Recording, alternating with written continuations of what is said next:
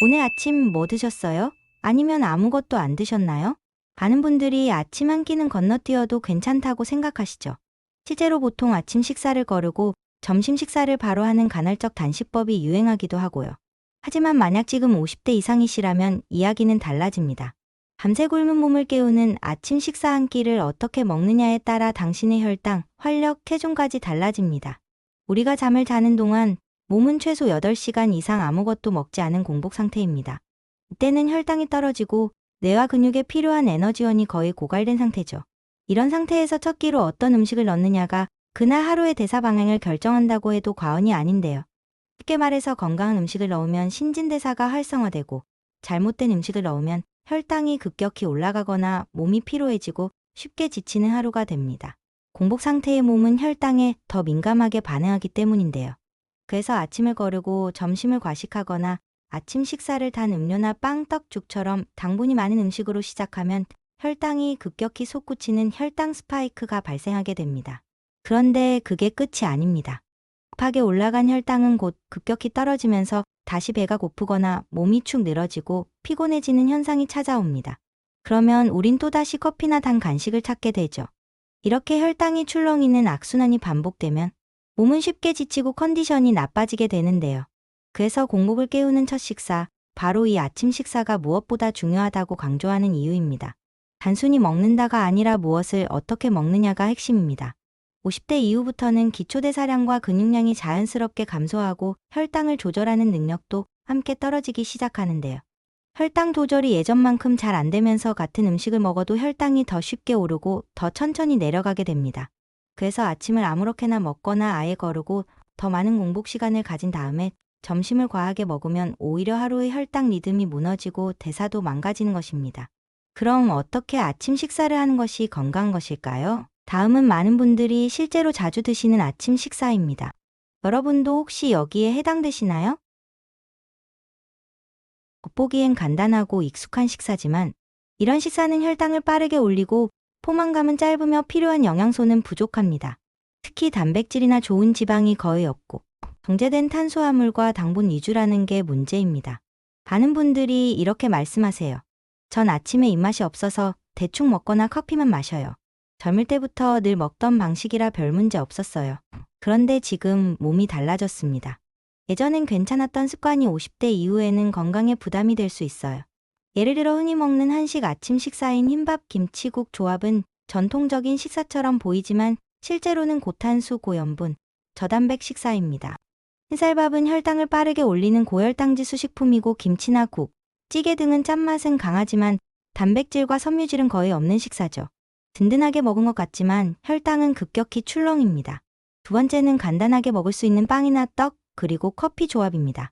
빵은 정제 탄수화물과 당분 덩어리고 여기에 혹시 믹스커피까지 마시면 설탕, 정제 탄수화물, 카페인 폭탄이라고 할 수 있는데요. 혈당은 치솟고 포만감은 잠깐뿐이에요. 이 조합은 특히 당뇨 전 단계나 혈압 관리가 필요한 분들에게 아주 위험합니다. 아침에 사과 하나, 바나나 같은 과일로 간단하게 식사도 많이 하시죠? 뭔가 건강해 보이는 것 같지만 사실 과일만 먹는 식사는 당분이 매우 많아 공복에 먹으면 혈당이 빠르게 올라갑니다. 특히 바나나, 포도, 배 같은 당도가 높은 과일의 경우 아침 공복 혈당에 민감한 분들에겐 부적절할 수 있어요. 더군다나 과일을 갈아서 먹는 주스는 과일의 식이섬유까지 파괴한 형태라 절대 아침 식사로 드시면 안 되는데요. 과일은 후식으로 소량 곁들이는 게 좋지 단독으로 먹는 건 아침 식사로는 부적절합니다. 자, 그렇다면 아침 식사는 어떻게 구성하는 게 좋을까요? 중요한 건 딱 5가지입니다. 바로 복합탄수화물, 단백질, 식이섬유, 건강한 지방, 수분 이 5가지 요소를 균형 있게 넣는 것이 핵심입니다. 이렇게 들으니 좀 헷갈리시죠? 하나하나 차근차근 설명해 볼게요. 우선 복합탄수화물은 천천히 에너지를 주는 연료라고 할 수 있는데요. 대표 식품으로는 현미, 귀리, 고구마, 통곡물 식빵, 잡곡밥 등이 있습니다. 이런 종류의 탄수화물들은 식이섬유가 풍부하고 소화가 느려 혈당을 천천히 올리고 오래 유지시켜 줍니다. 반면 흰쌀밥이나 흰식빵처럼 정제된 탄수화물은 빠르게 흡수되고 혈당을 확 올리기 때문에 피해야 합니다. 단백질은 근육 유지와 포만감에 중요한 역할을 하는데요. 대표 식품으로는 계란, 두부, 콩, 무가당 요거트, 고기 등이 있습니다. 또 50대 이후엔 근육이 자연스럽게 줄어들기 때문에 매 식사에 단백질을 넣어주는 것이 정말 중요합니다. 혈당론에서도 단백질은 혈당을 안정시켜주고 소화 속도도 늦춰져서 포만감이 오래 지속되어 꼭 필요한 요소예요. 세 번째는 식이섬유입니다. 대표 식품으로는 나물이나 채소, 통곡물 등이 있는데요. 섬유질은 음식의 소화 흡수를 늦춰 혈당이 급하게 오르는 걸 막아줍니다. 그리고 장 운동을 도와 변비 예방에도 효과적이에요. 특히 시니어는 장 기능이 약해지기 쉬우니 아침에 소량이라도 채소나 나물을 곁들이는 게 좋습니다. 네 번째는 건강한 지방인데요. 지방은 혈당 스파이크 방지하는 중요한 역할을 하기 때문이에요. 대표 식품으로는 들기름, 올리브유, 아보카도, 견과류 등이 있습니다. 지방이라고 다 나쁜 게 아닌 거 아시죠? 좋은 지방은 오히려 탄수화물 흡수가 천천히 되도록 도와줘서 혈당 급등을 억제하는 역할을 합니다. 마지막으로 수분입니다. 자는 동안 수분이 많이 빠져나가기 때문에 아침에 일어나서 마시는 물 한 잔은 필수입니다. 수분은 장 운동을 돕고 체온을 올려 신진대사 시공을 거는 역할을 합니다. 아침에 먹는 커피나 차 한 잔이 수분을 보충해 줄 것 같지만 사실 카페인은 수분을 배출하기 때문에 오히려 탈수가 된다고 생각하시면 되는데요. 아침에 일어나서 미지근한 물 한 잔 드시고 커피나 차는 식사 중이나 식사 후에 곁들이세요.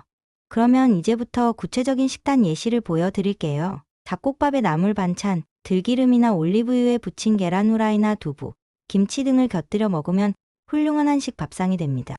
양념에 설탕이 들어가는 반찬은 아침 식사로 먹지 않는 것이 좋습니다. 아침부터 밥 먹는 게 부담스러우시면 통곡물 식빵 한 장에 올리브유에 두른 계란 후라이 곁들여 드셔보세요. 식이섬유 챙기기 귀찮으실 땐 간단하게 먹을 수 있는 방울토마토 한 줌 어떠실까요? 그리고 아침에 설탕 잔뜩 들어간 믹스커피는 절대 마시지 마세요. 커피는 연하게 블랙커피 정도가 좋고 차 종류도 좋습니다.